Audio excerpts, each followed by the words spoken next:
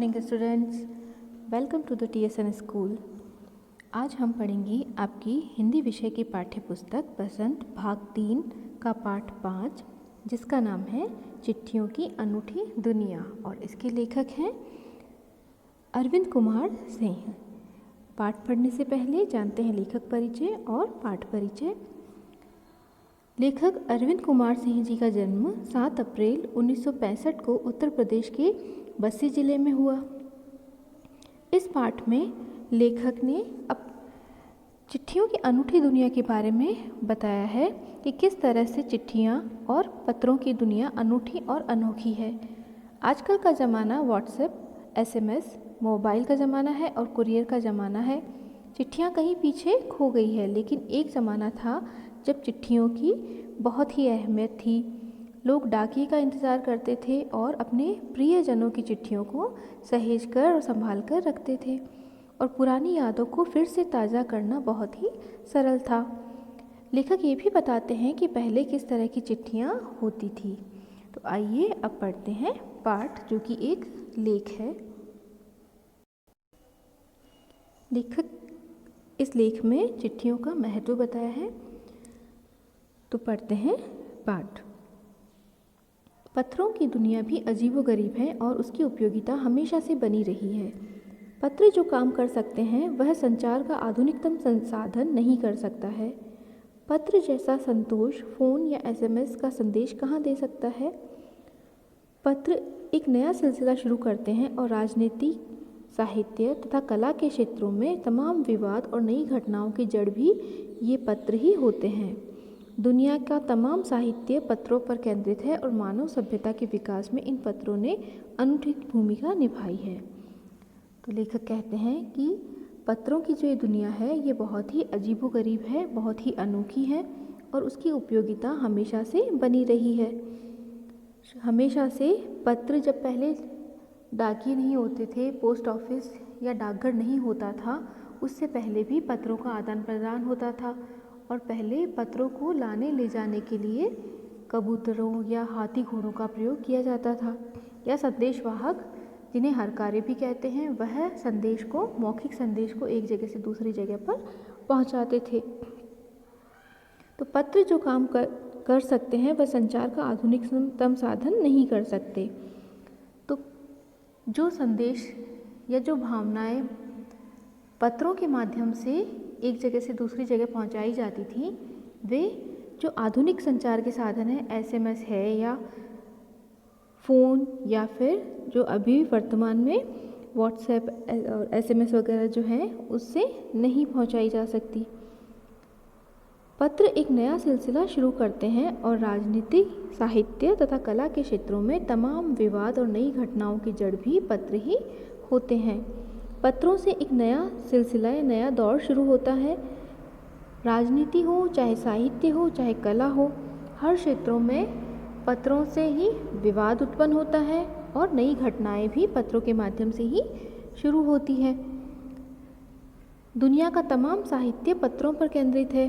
पहले जो इतिहास है, अगर उन्हें उठाकर देखा जाए तो राजाओं के बीच युद्ध या मित्रता पत्रों पर ही निर्भर होती थी।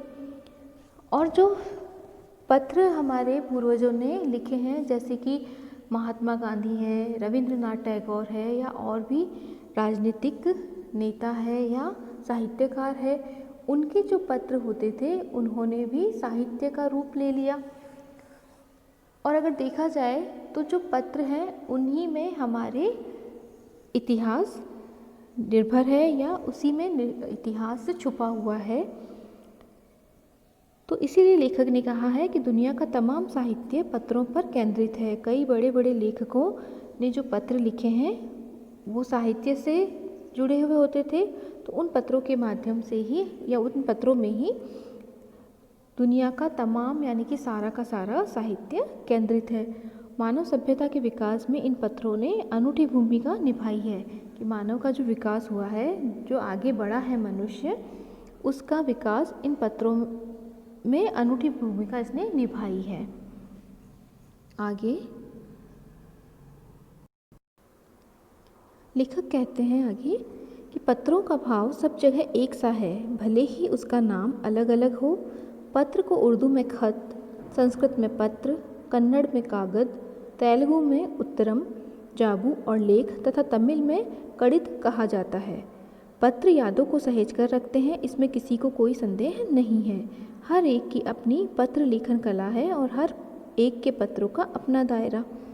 तो लेखक कहते हैं कि पत्र भले ही किसी भी भाषा में किसी भी तरह से लिखे जाएं, लेकिन भाव सब में एक जैसा है कि भले ही उसका नाम अलग अलग हो, क्योंकि हमारे देश में कई भाषाएं बोली जाती है, तो एक ही शब्द को अलग अलग भाषाओं में अलग अलग नामों से जाना जाता है।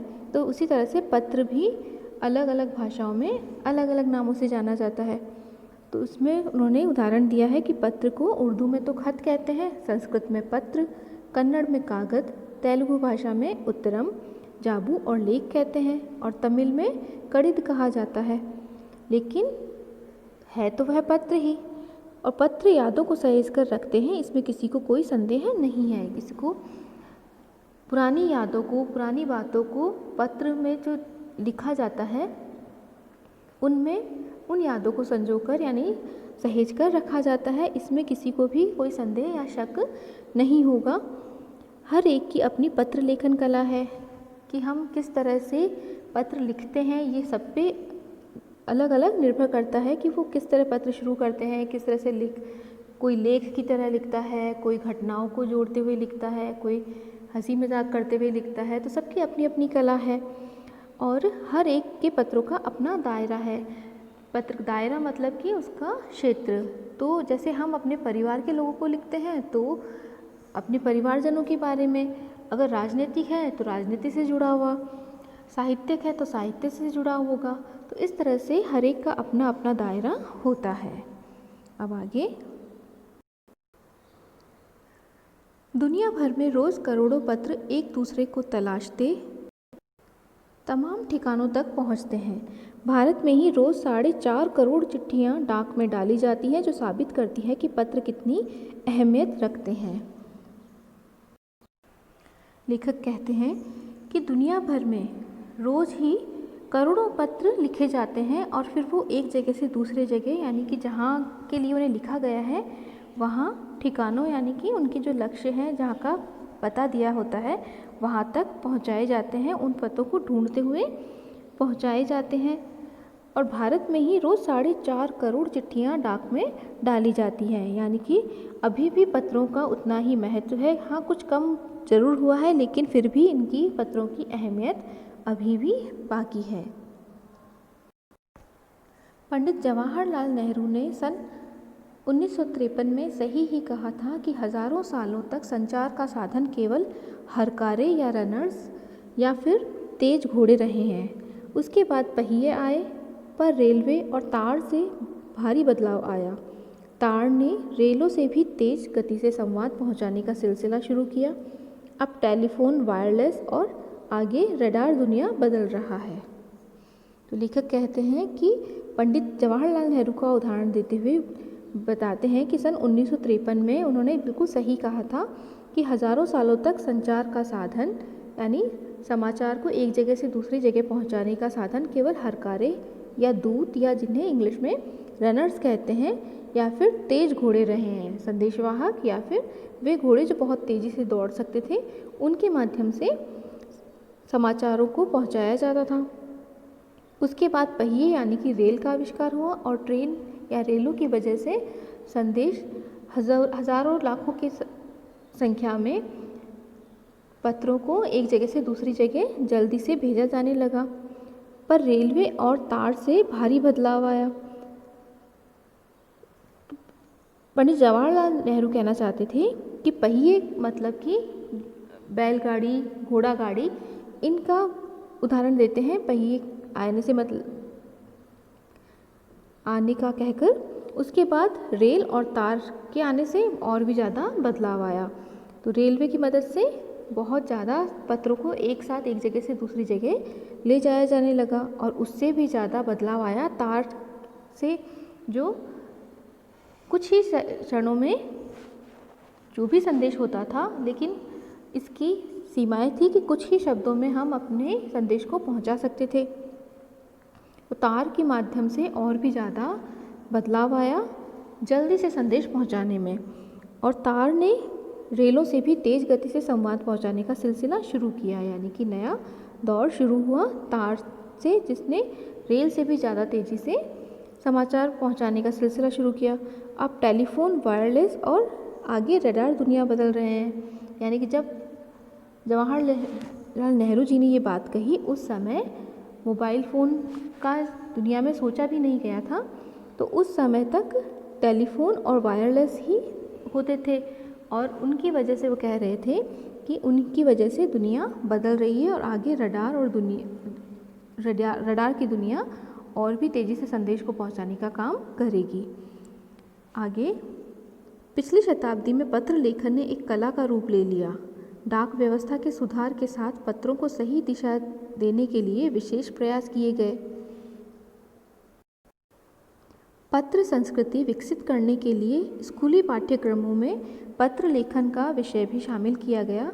भारत ही नहीं, दुनिया के कई देशों में ये प्रयास चले और विश्व डाक संघ ने अपनी ओर से भी काफ़ी प्रयास किए।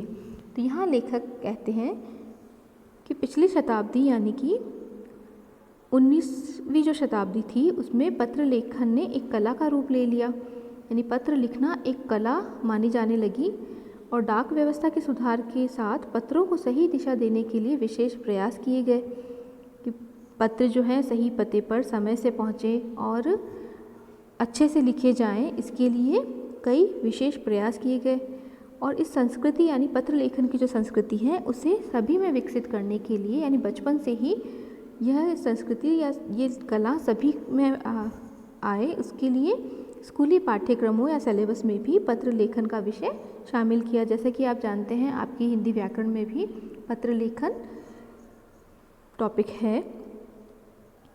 भारत ही नहीं, दुनिया के कई देशों में ये प्रयास चले और विश्व डाक संघ ने अपनी ओर से भी काफ़ी प्रयास किए। तो ऐसे प्रयास सिर्फ भारत में ही नहीं, पूरे विश्व में होने लगे, और इसके लिए एक संघ भी बना जो विश्व डाक संघ के नाम से जाना जाता है। उसने भी कई प्रयास किए।